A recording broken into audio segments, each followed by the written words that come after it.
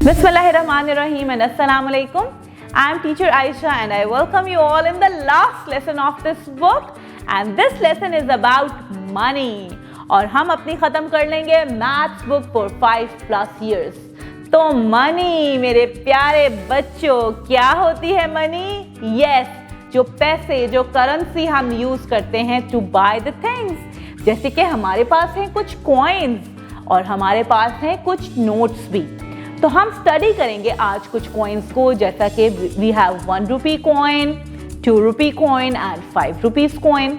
Then we have some notes, 10 rupee, 20 rupee, 50 rupee, 100, 500, 1000 and 5000.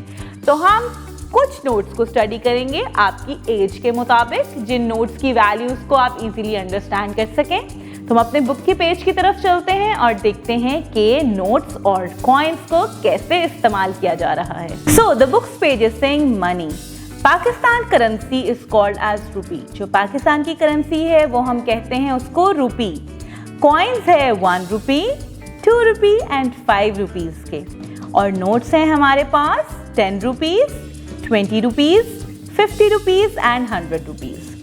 اب ہم نے سرکل کرنا ہے کریکٹ آپشن. یہ کون سا کوائن ہے؟ یس، it is 1 rupee coin.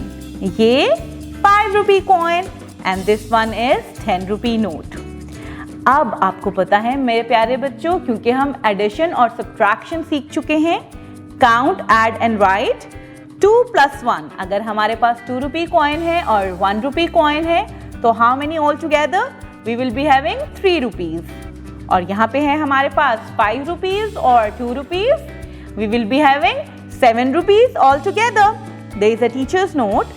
Use real Pakistani currency notes and coins to teach the topic of money. Explain to the students that money is necessary to buy things from the market.